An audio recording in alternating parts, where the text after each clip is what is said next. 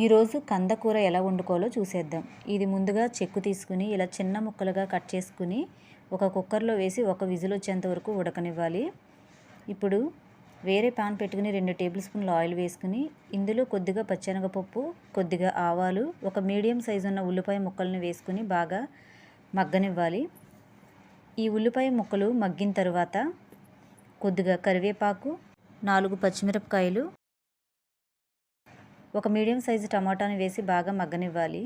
ఈ టమాటా మగ్గిన తర్వాత ఉడకబెట్టుకున్న కంద ముక్కలను కూడా వేసుకుని టేస్ట్కి సరిపడగా సాల్టు, కొద్దిగా పసుపు, 2 టేబుల్ స్పూన్ల కారం, అలాగే 1 టేబుల్ స్పూన్ ధనియాల పొడి వేసుకుని బాగా కలుపుకుని ఒక హాఫ్ గ్లాస్ వాటర్ యాడ్ చేస్తే సరిపోతుంది. ఈ 5 నిమిషాల తర్వాత చింతపండు రసాన్ని కూడా వేసుకున్నట్లయితే ఎంతో టేస్టీగా ఉండే కందకూర అయితే రెడీ అయిపోతుంది. మీకు నచ్చితే లైక్ చేయండి.